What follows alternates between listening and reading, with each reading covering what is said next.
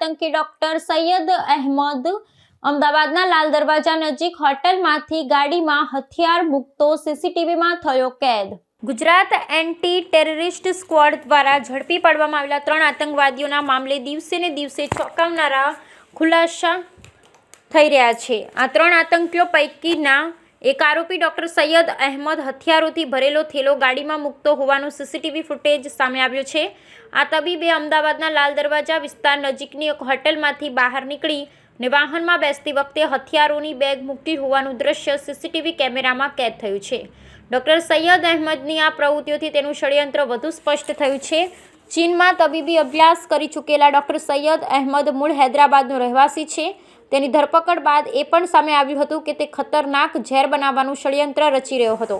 Doctor Syed Ahmed ગુજરાતમાં હથિયારોનો જથ્થો એકત્ર કરવાના ઈરાદે આવ્યો હતો। ઉત્તર પ્રદેશના અન્ય 2 આતંકીઓ આઝાદ સુલેમાન શેખ અને મોહમ્મદ સુહેલ દ્વારા રાજસ્થાનના હનુમાનગઢથી આ હથિયારો મેળવવામાં આવ્યા હતા અને ગાંધીનગરના કલોલ નજીકના એક કબ્રસ્તાનમાં છુપાવવામાં આવ્યા હતા।